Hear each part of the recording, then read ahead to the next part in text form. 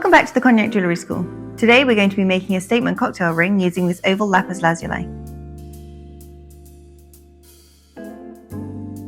Let's get started.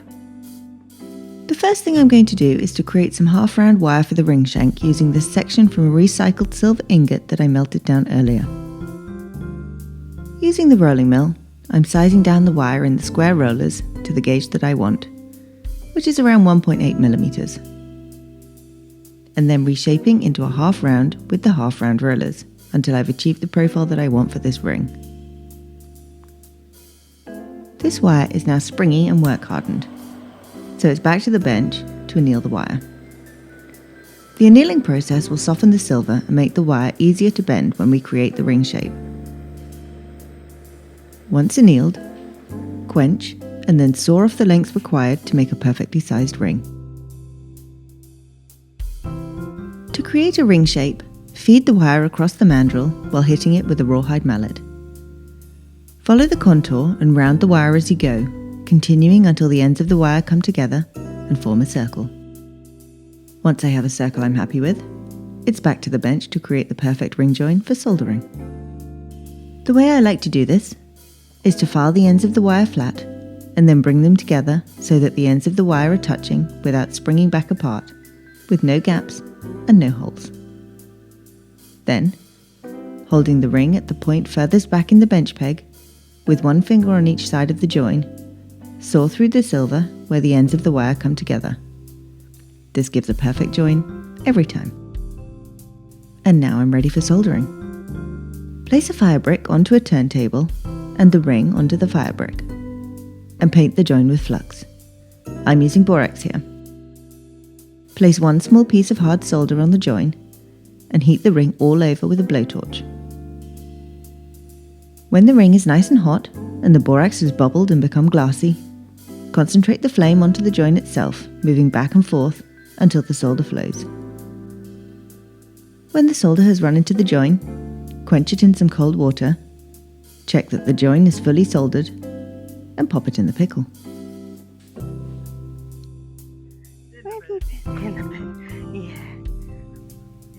Now I'm going to make the setting for the stone.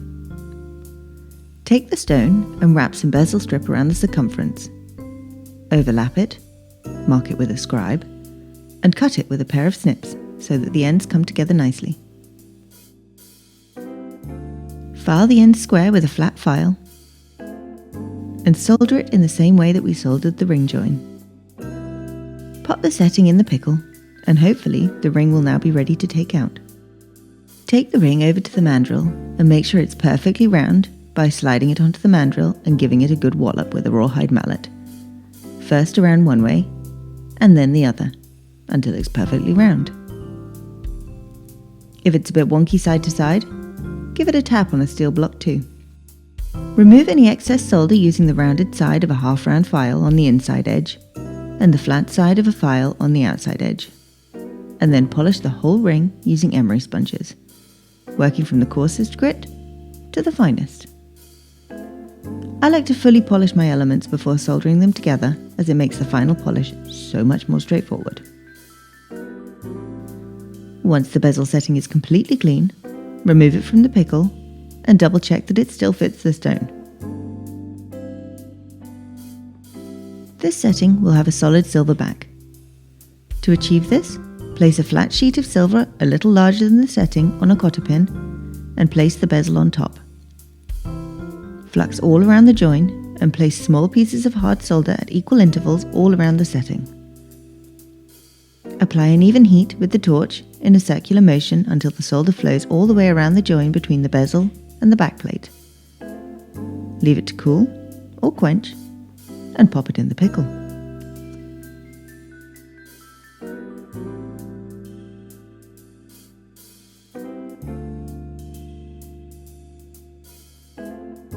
I don't want a border around the setting as this ring is all about the stone, so I'm using the jeweller's saw to cut away all the excess silver sheet from around the bezel by sawing as close to the edge as possible, but being very careful not to damage the sides of the bezel as I go.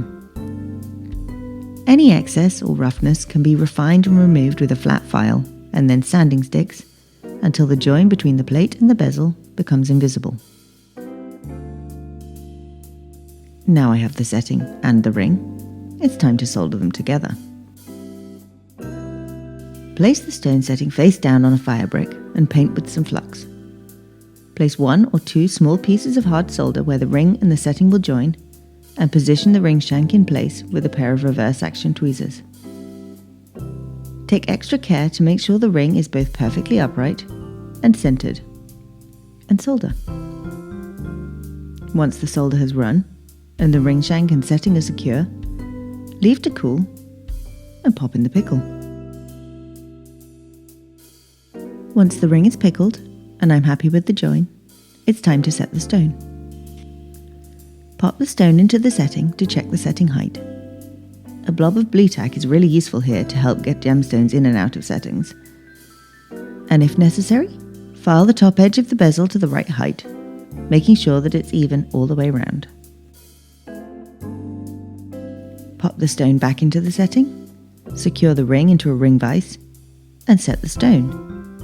First using a pusher to move the silver over the shoulder of the stone until there's no play in the metal and the stone can't move, and then a burnisher to smooth out and polish the edge of the setting.